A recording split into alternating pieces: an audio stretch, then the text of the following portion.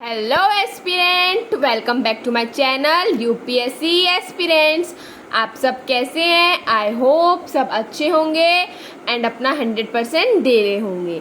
तो previous lectures आपको कैसे लगे मुझे कमेंट करके बताइएगा, और आपने उसके नोट्स बनाए हैं या नहीं मुझे वो भी बताइएगा, ठीक है।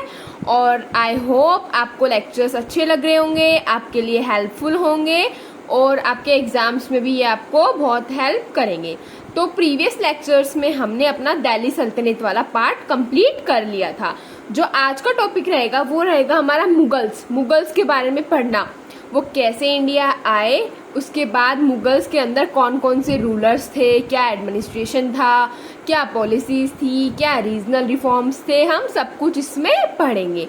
तो मेरी आपसे रिक्वेस्ट है, पेन पेपर उठा लीजिए और मेरे साथ नोट्स बनाइए। तो चलिए आज की टॉपिक की तरफ हम चलते हैं, मुगल्स के बारे में।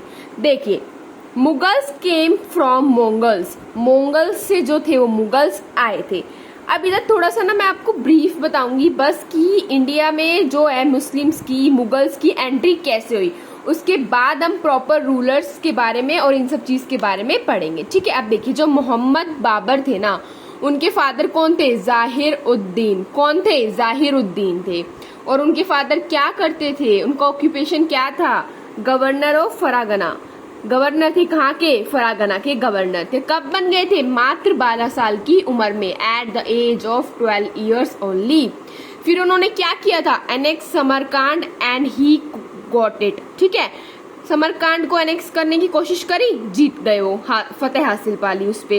बट इट लॉस्ट फरागाना, जहाँ के गवर्नर थे वो जगह ही उन्होंने उनको गंवानी पड़ी, हार गए। Babur defeated by Mohammad Shibani Khan. बाबर को उन्हीं के एक फैमिली मेंबर ने हराया था। फिर जब बाबर हार गए तो उन्हें किंगडम से ही बाहर निकाल दिया, राज्य से ही बाहर निकाल दिया। फिर बाबर ने क्या किया? बाबर टू काबुल इन 1504। बाबर ने काबुल को जीतने की कोशिश करी, काबुल जीत गए, पर उन्होंने फिर से सोचा चलो मैं इनको रिकैप्चर करने की कोशिश करता हूँ। किसको? फरागाना और समरकांड को। बट वो फिर से हार गए, ठीक है। चलिए अब हम ये देखेंगे कि जो बाबर था वो इंडिया आए ही क्यों था, क्या ऐसे रीजंस थे, क्या ऐसे कारण थे जिसकी वजह से जो मुगल्स है उनको इंडिया आना पड़ा। Why Babur came to India, Babur India क्यों आया। अब देखिए, most important thing is that, पहले आपको याद रखनी कि he was addicted to drugs and alcohols. वो बहुत ही ज्यादा एडिक्टेड थे। किसके एडिक्टेड थे? ड्रग्स और एल्कोहल्स के, ठीक है। अब देखिए इनकी रीजंस पढ़ते हैं हम। He wanted to expand. देखो, ये ह्यूमन नेचर होता है ना, सबको अपनी पावर्स चाहिए, सबको अपनी पावर्स को एक्सपैंड करना है। तो वैसा ही उनके साथ था, उनको भी अपनी पावर्स को बढ़ाना था, इसलिए वो आए। फिर क्या था, जहाँ काबुल में जहाँ रहते थे, जहाँ के वो रूलर थे, वो लैंडलॉक्ड प्लेस था। मतलब कि क्या था? That is not fit for agriculture. वो जमीन जो थी वो खेती बाड़ी के लिए बिल्कुल भी फिट नहीं थी, मतलब बिल्कुल भी अप्रोप्रिएट नहीं थी, बिल्कुल भी सही नहीं थी, और कोई रिसोर्सेज भी नहीं थे। फिर थर्ड कंडीशन देखो, fragmented conditions in India. India में खुद में ही इतने लड़ाई झगड़े हो रहे थे, आपस में ही लड़ रहे हैं सारे राज्य कि वो अपनी पावर बढ़ा ले, वो अपनी पावर बढ़ा ले। तो उस कारण का फायदा किसने उठाया? मुगल्स ने उठाया। उनको पता था अब यूनिटी तो रही नहीं है, तो वो आसानी से इनको हरा सकते हैं। फिर दौलत Khan Lodhi has invited him. मैंने आपको प्रीवियस लेक्चर्स में बताया है दिल्ली सल्तनत के में दौलत खान कौन है, तो फिर आप मुझे कमेंट में बताइएगा, और उन्होंने क्यों इनवाइट किया था वो रीजन भी आप मुझे कमेंट में बताइएगा। नथिंग टू लॉस, उसके पास कुछ था ही नहीं गंवाने को, कुछ खोने के लिए था ही नहीं, क्योंकि उसने ऑलरेडी अपना सब कुछ खो दिया था। अब देखिए, जब लोधीज वर्सेस बाबर होता है तो क्या होता है? देखो, जो लोधीज की आर्मी थी वो बहुत ज्यादा थी बाबर के आगे, तो पर बाबर ने भी एक टेक्निक इस्तेमाल करी, उसका नाम था तुलगुमा स्ट्रेटेजी। उसके कारण बाबर जीतते हैं। उसमें क्या होता है, आर्मी को 7 पार्ट्स में डिवाइड कर देते हैं और अलग अलग जगह पे कर देते हैं, 7 टुकड़ों में बना के। इनके पास हाथी थे तो उनके पास घोड़े और ऊंट थे और कार्ट्स थे, और ये बहुत ही एरोगेंट टाइप्स के थे। और इसमें क्या था, कुछ खोने को था ही नहीं, है ना। और दूसरा क्या था, एक्सपीरियंस भी था खोने का, क्योंकि ऑलरेडी हार चुके थे, ठीक है। अब देखिए, अब इतना तो हमने ले लिया ओवरव्यू कि क्यों आए। अब देखिए, अब जो इनका और इनकी जो लड़ाई हुई थी, युद्ध हुआ था, उसको हम बोलते हैं फर्स्ट बैटल ऑफ पानीपत। क्या बोलते हैं? लोधीज वर्सेस बाबर जो बैटल हुआ था उसको बोलते हैं फर्स्ट बैटल ऑफ पानीपत। और हम पानीपत को क्या बोलते हैं? Gateway to India. क्या बोलते हैं? Gateway to India. चलिए अब हम बाबर के बारे में पढ़ेंगे। देखिए, ही डिक्लेयर्ड हिमसेल्फ एज शहनशाह ए हिंदुस्तान। उसने अपने आप को ही शहनशाह ए हिंदुस्तान डिक्लेयर कर दिया था। और फिर उसने क्या किया, हर साल जैसे ही वो राजा बना उसने कंटिन्यूसली हर एक साल लड़ाई करी, वॉर किया। और खास बात क्या है इसकी, वो हर एक वॉर में जीता।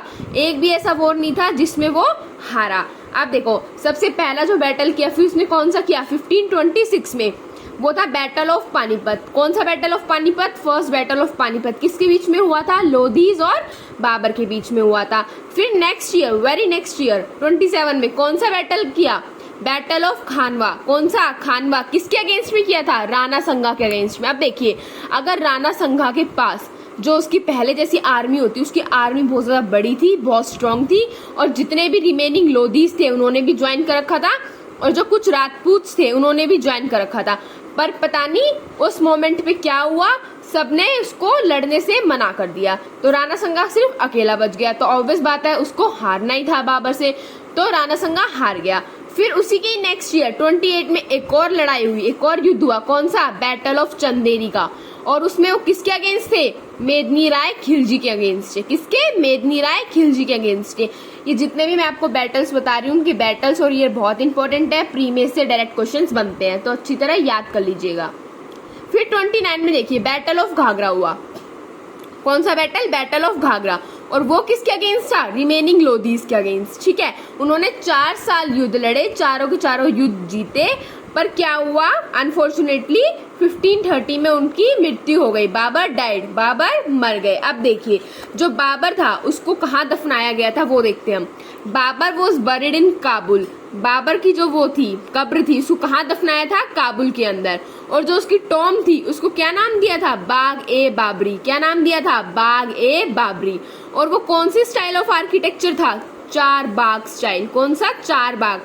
ये तो 4 बाग स्टाइल आर्किटेक्चर है, ये इंडिया में मुस्लिम्स के आने के बाद ही आया है, क्योंकि इन्हीं का ही था ये आर्किटेक्चर, इन्हीं की स्टाइल थी। देखो उसमें क्या होता है, जैसे कि बीच में आपका पूरा पार्ट रहेगा, बीच में उसकी टॉम बना दी, और जो उसके चारों डायरेक्शंस है ना, चारों साइड पे बाग रहेंगे, गार्डन रहेंगे, इसलिए इसको हम बोलते हैं 4 बाग स्टाइल ऑफ आर्किटेक्चर। अब देखिए इन्होंने क्या लिखा था, he wrote Tuzuk A Babri in Chughtai Turkish language. उन्होंने क्या लिखा था, तुजुक ए बाबरी लिखा था। कौन सी लैंग्वेज में लिखा था, चुगताई टर्किश लैंग्वेज।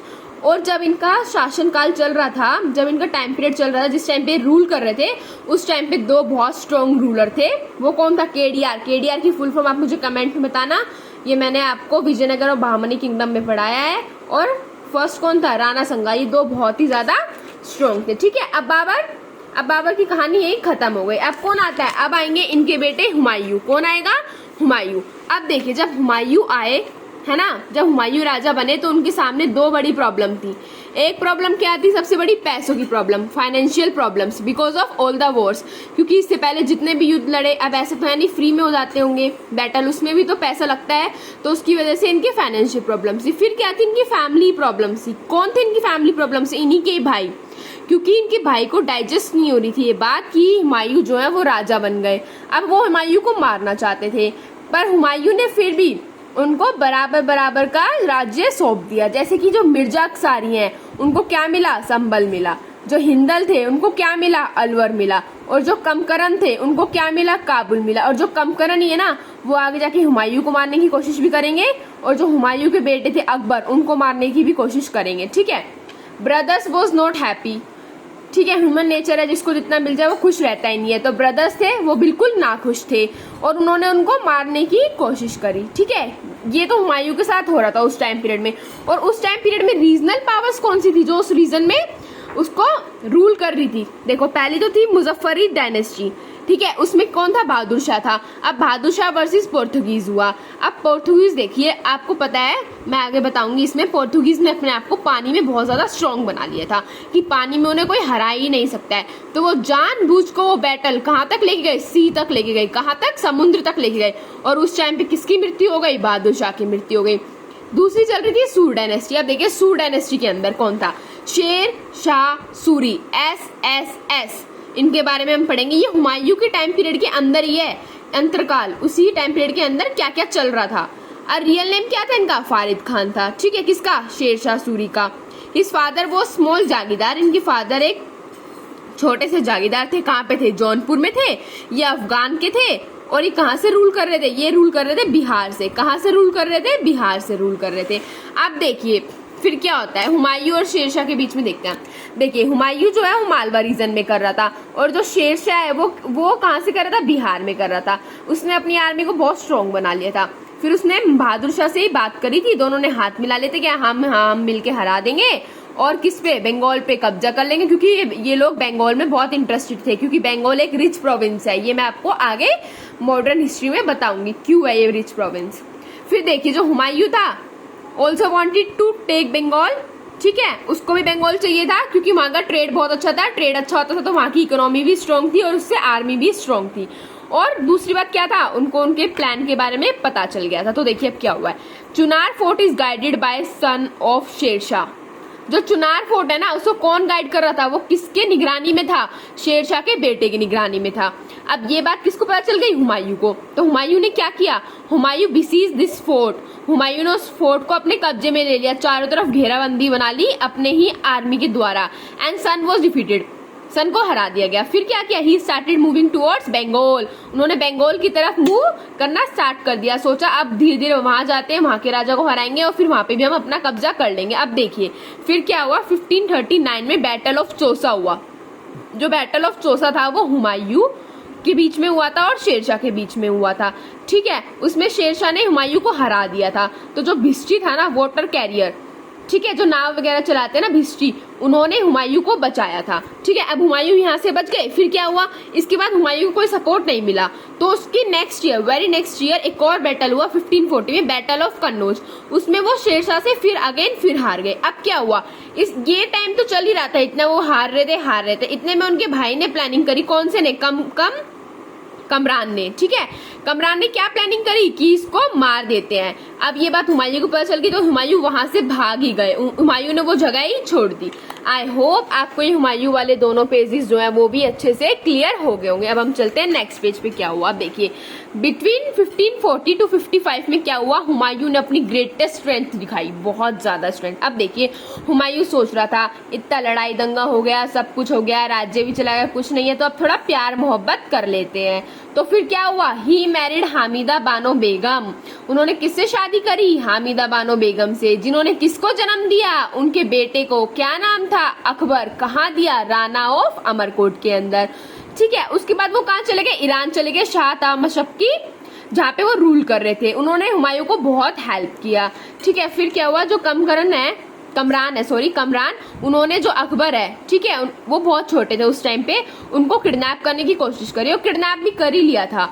हुमायूं की बात पता चली, हुमायूं ने अपने ही भाई को मारा और अपने बेटे और अपनी वाइफ को वहां से लेके चले गए, ठीक है। अब वो ईरान में थे शाह के साथ, तो उधर बहुत से अच्छे सूफी सेंट थे, ठीक है। और जो सूफी सेंट्स थे उन्होंने उसको बहुत अच्छी बातें बताई जो भी उनके धर्म के लिए थी, है ना, जो भी उनके रिलीजन में थी। और अकबर इससे बहुत इन्फ्लुएंस हो गए। तो अकबर ने जो सूफीज्म है, जैसे अपने में भक्ति मूवमेंट होता है, ऐसे ही मुस्लिम के लिए हम टर्म क्या यूज करते हैं? सूफीज्म। वो कहाँ से सीखा? ईरान से सीखा, ठीक है। उसके बाद क्या हुआ? After defeating Humayun, SSS become the ruler of Delhi, ठीक है। हुमायूं को हराने के बाद हुमायूं तो ईरान चले गए। हुमायूं का कोई रोल नहीं है यहाँ पे। एसएसएस आए और वो कहाँ के राजा बन गए? दिल्ली के राजा बन गए। अब देखिए जो इब्राहिम लोदी थी वो लास्ट मुस्लिम थे। उसके बाद यही ऐसे मुस्लिम थे जो बहुत ज्यादा पावरफुल थे, बहुत ज्यादा शक्तिशाली थे। फिर देखिए उन्होंने क्या किया, अपना एम्पायर कहाँ से कहाँ तक एक्सटेंड किया। उन्होंने बंगाल से इंदस तक को अपना एम्पायर बढ़ाया, ठीक है, जीता। बस उसमें कौन सा रीजन नहीं था? विदाउट कश्मीर का रीजन नहीं था। ही कन्क्वर्ड ऑलमोस्ट होल राजस्थान भी उनके अंडर था, ऑलमोस्ट सारा ही, एंड इवन मालवा भी उनके अंडर था। आप देखिए कॉन्ट्रीब्यूशन ऑफ एसएसएस, इनके कॉन्ट्रीब्यूशन पढ़ते हैं। देखिए इस टाइम पे इन्होंने ऐसे लॉ और ऑर्डर एस्टेब्लिश किए थे, ऐसे बनाए थे जिससे जो रोबर्स और जो थीव्स है ना वो बहुत ज्यादा डरते थे। उनकी हिम्मत नहीं होती थी इस टाइम पे कि वो चोरी करें, लूटपाट करें, ठीक है। और जमींदार के लिए भी ऐसे रूल्स बनाए थे जो कि टाइम टू टाइम जो है टैक्सेस को पे करे। अब देखिए जो अब्बास खान सरवानी थे उन्होंने को क्या लिखा था? तारीख ए शेरशाही लिखी थी। क्या लिखी थी? तारीख ए शेरशाही। किसने लिखी थी? अब्बास खान सरवानी ने। और उसमें उन्होंने क्या बताया था? ये बताया था कि राज्य में किसी की हिम्मत नहीं होती थी उसके अगेंस्ट रिवोल्ट करने के लिए, है ना, स्ट्राइक करने के लिए। और वो अपने ट्रैवलर्स को भी बहुत सुरक्षित फील करवाते थे, सेफ फील करवाते थे, क्योंकि उनके नियम कायदे ही बहुत ज्यादा स्ट्रिक्ट और स्ट्रॉन्ग थे। ठीक है, during this period many roads were constructed. इस टाइम में पीरियड में जो ये टाइम चल रहा था किसका, एसएसएस का, बहुत से रोड का निर्माण करवाया गया, कंस्ट्रक्ट करवाए गए। पहला रोड कौन सा था, रोड फ्रॉम पेशावर से लेके कहां तक, समरगांव इन बंगाल तक, ये आपको याद रखना है। आप देखिए इसमें चंद्रगुप्त रोड की बात हो रही है, तो इसलिए चंद्रगुप्त मौर्य का भी एक रोड मैंने इसमें लिखा हुआ है, उत्तरपाथ रोड। कौन सा रोड, उत्तरपाथ रोड। किसने कंस्ट्रक्ट करवाया था, चंद्रगुप्त मौर्य ने करवाया था। SSS also constructed roads from Lahore to Multan. पहला रोड तो पेशावर से समरगांव तक किया, फिर और रोड्स कहां से कहां तक बनवाए, लाहौर से मुल्तान और आगरा से चित्तौड़गढ़, लाहौर से मुल्तान और आगरा से चित्तौड़गढ़। आई होप आपको ये वाला पेज भी अच्छे से क्लियर होगा। चलिए अब हम चलते हैं अपने नेक्स्ट पेज पे। देखिए, roads plus law and order is equal to क्या हुआ, increase in trade, economy become strengthen. Obviously बात है, आपका रोड अच्छे होंगे, आपके लॉ और ऑर्डर अच्छे होंगे तो ट्रेड जाहिर सी बात है इंक्रीज करेगा, और ट्रेड इंक्रीज करेगा तो क्या होगा, इकोनॉमी भी इंक्रीज करेगी। अब देखिए इन्होंने क्या बनवाया, इन्होंने बनवाए सराइज बनवाए किसके लिए, जो लोकल पीपल थे, जो मतलब एक जगह से दूसरी जगह ट्रैवल कर रहे हैं, जो ट्रेडर्स थे, जो ट्रेड करने के लिए आते थे।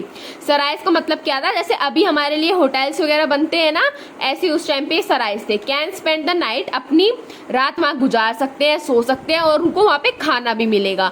और इसमें सबसे अच्छी बात ये थी कि उन्होंने 2 कुक रखे थे। कितने कुक, 2 कुक, मतलब कि एक मुस्लिम और एक ब्राह्मण, ताकि जो लोग हैं उनको कोई भी परेशानी ना हो, कोई भी दिक्कत ना हो। अब देखिए over a period of time, कुछ टाइम के बाद है ना, क्या हुआ, जो सराय थे वो कस्बे में बदलने लगे। किस में बदलने लग गए, कस्बेज में।